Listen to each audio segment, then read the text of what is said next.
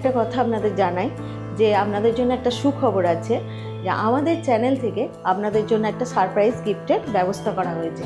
তা কিভাবে সেটা পেতে হবে এবং কিভাবে আপনারা যে ওটা পেতে পারবেন সেটা আমি এই চ্যানেলেতে দেখাতে থাকবো। আপনারা আমাদের সঙ্গে থাকুন, দেখতে থাকুন।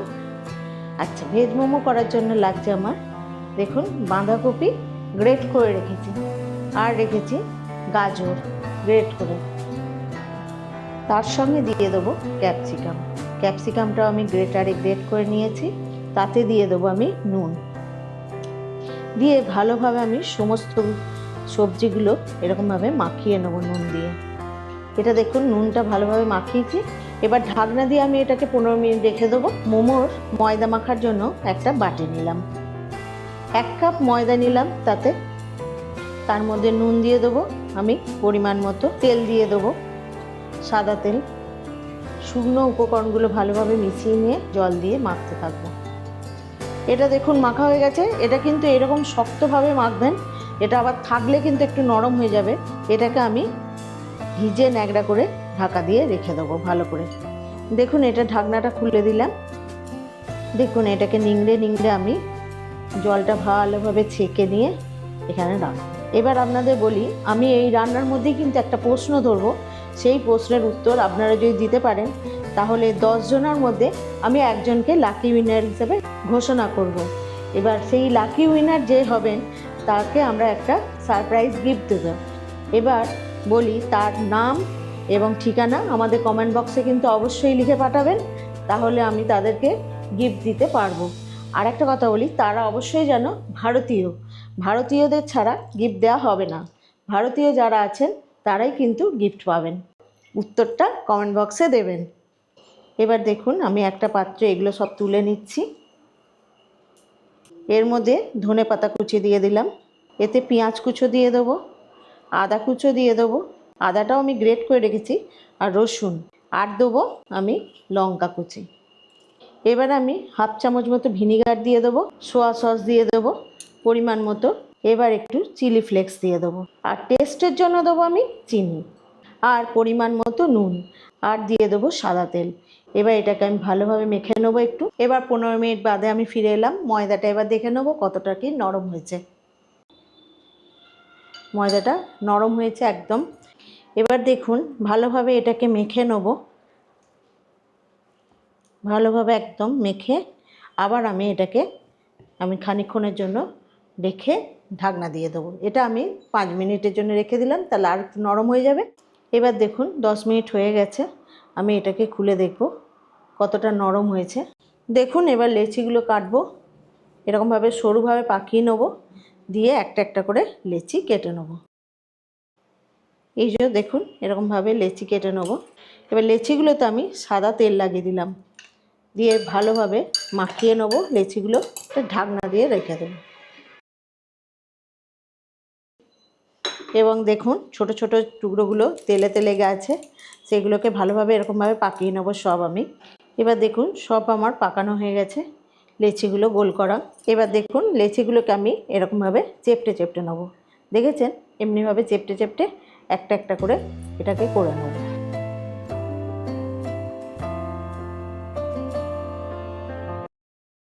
এবার দেখুন একটা করে লেচি আমি নিয়ে এটাতে বেলবো।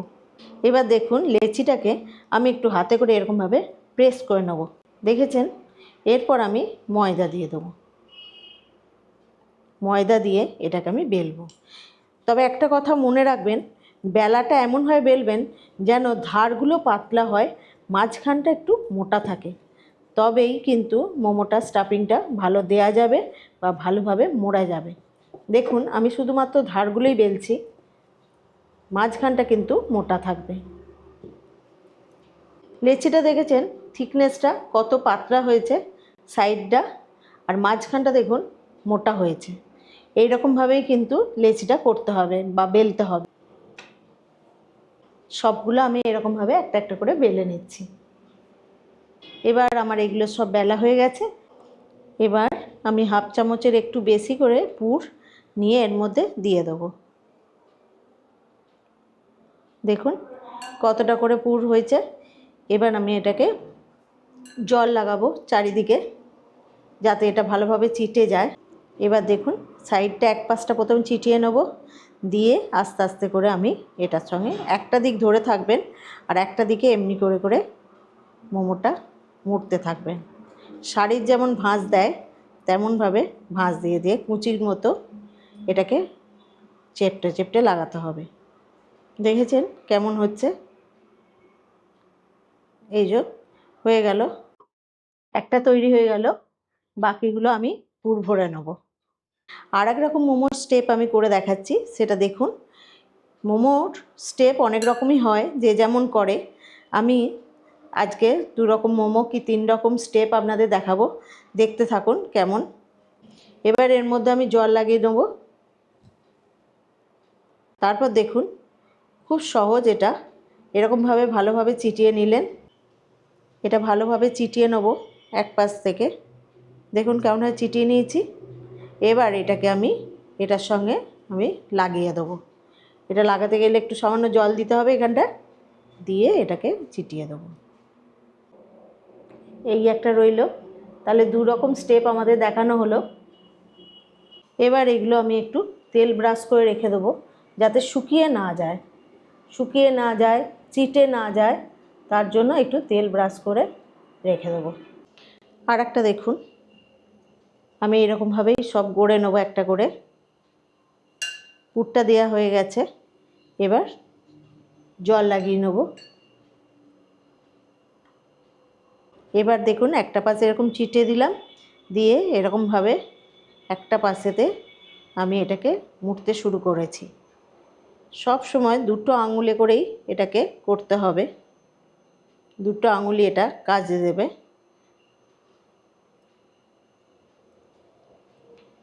খুব সহজ পদ্ধতি। দেখুন এই চিটিয়ে দিলাম, দিয়ে এটাকে আমি এমনিভাবে গোল করে নেব।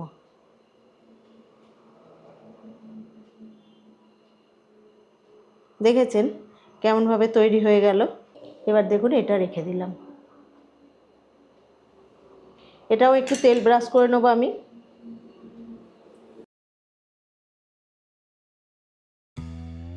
এবার দেখুন আমি একটা মোমোর স্ট্যান্ড নিয়ে নিয়েছি, এটার মধ্যে আমি জলটা বসাবো। জল ঢেলে দিলাম, দিয়ে গ্যাসটা অন করে দিলাম। ভালো করে জলটা গরম হোক। এবার দেখুন আমি মোমোর স্ট্যান্ডটাতে কিছুটা অয়েল ব্রাশ করে নেব। এই তেলটা ব্রাশ করলে কি হয়, মোমোটা চিটিয়ে লেগে যাবে না। ব্যাস, ব্রাশ করা হয়ে গেল। এবার মোমোগুলোকে আমি সাজিয়ে সাজিয়ে এর মধ্যে দিয়ে দেবো। এবার দেখুন ঢাকনা খুলে দেখব, জলটা একদম ফুটে গেছে, গরম হয়ে গেছে। এবার আমি মোমোটা দিয়ে দেবো। এবার দেখুন ঢাকনা দিয়ে দেবো।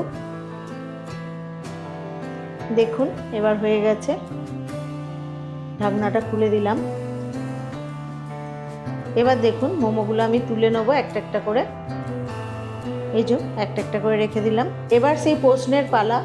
প্রশ্নটা হচ্ছে, আমি মোমোর স্টাফিংয়েতে কি কি সস ইউজ করেছি। আপনারা বলতে থাকুন কমেন্টে। আমি লটারির মাধ্যমে বা খেলার মাধ্যমে আপনাদেরকে সঠিক বিজেতার নাম ঘোষণা করব আপনাদের সামনেই।